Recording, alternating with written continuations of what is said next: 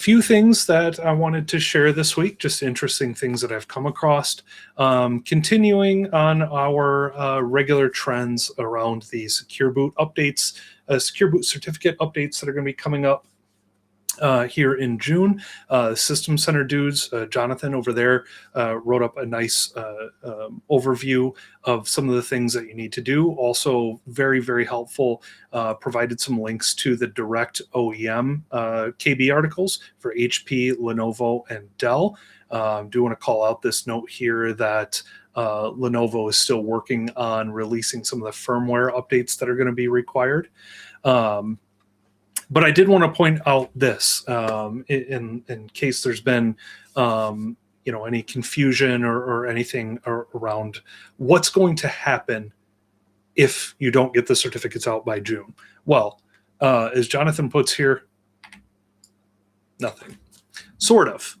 That nothing really means from an end user perspective, their devices are going to continue to still function. However, from a security standpoint, that's going to be a big problem.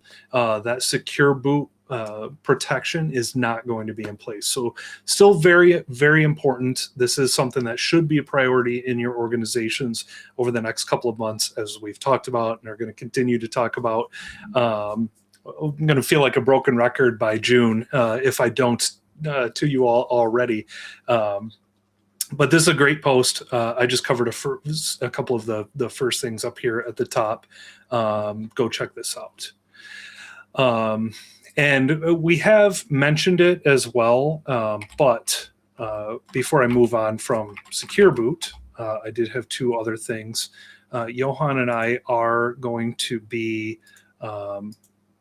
running this free mini course April 2nd, next Thursday, I believe that is, at 9 a.m. Central Time, where we walk through some of these things, sort of what's going on, what's happening, why is this important, and that sort of thing. So it is free. Would love for you all to join us and check that out. I also came across this tweet from Kaido. I did miss this PowerShell commandlet, these two. It looks like in February, the February cumulative update, Microsoft added two PowerShell commandlets that check the secure version number of your firmware and reports whether or not they're compliant, as well as Secure Boot UEFI that displays the Secure Boot keys and certificates in a human readable format. So these can be helpful as well to help you along your journey of updating these certificates and verifying that they are actually up to date. So that's what we had on Secure Boot. I'm going to just move these tabs to the side here. No, I don't want to group the tabs. Oh, that's all right. Let me fix that later. Then Rudy over at Patch My PC, who is looking fantastically like a young Obi-Wan Kenobi here, which is great. Did a quick video around IC3 that came out Monday. So IC3, he actually blogged about this back in October, and I think we shared it. IC3 is the protocol that's used to report things like Teams status. So think more real-time communication for things. And slowly but surely, it seems that Microsoft has been pushing this out to the Intune management extension. So we're starting to see some IC3 things show up, which hopefully is going to be the foundation for more real-time actions and more real-time reporting in Intune. All good things, I think. So I don't want to steal Rudy's thunder here. He does a ton of great work, as you all probably know, in deep diving these particular changes. So go check out this video, 11 minutes long. It's pretty quick, I think. And the associated blog post. I will repost this again because he has been keeping it up to date as changes have begun to roll out. Also, just wanted to point out this particular video that I saw Aria share. So Aria joined us a couple of weeks ago. Fantastic office hours, I thought, by the way. Thank you all for everyone that joined and engaged with us. We even had a few comments that came up after that office hours that we tried to tackle. But I saw Aria shared one of these videos from Technical Takeoff, basically around endpoint management, showing tips and tricks and things like that. So I'll share this as well as the main Technical Takeoff page that we've shared a couple of times. As you all know, probably by this point, Technical Takeoff is just a great event that Microsoft puts on in order, with a bunch of shorter videos around specific topics. And then, of course, as we like to point out down here at the bottom, Q&A and things like that pop up from the community that Microsoft answers as well. So great stuff there. Came across this blog post from Michael Niehaus around Windows releases. I love the title, Secret Decoder Ring Required.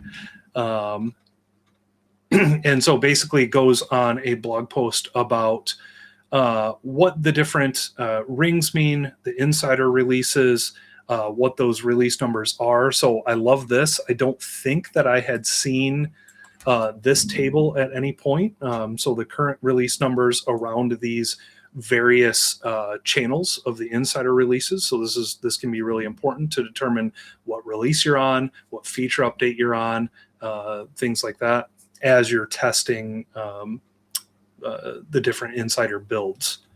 So great deep dive here to try to get his arms around, or help us get our arms around what these various build numbers and sort of things are.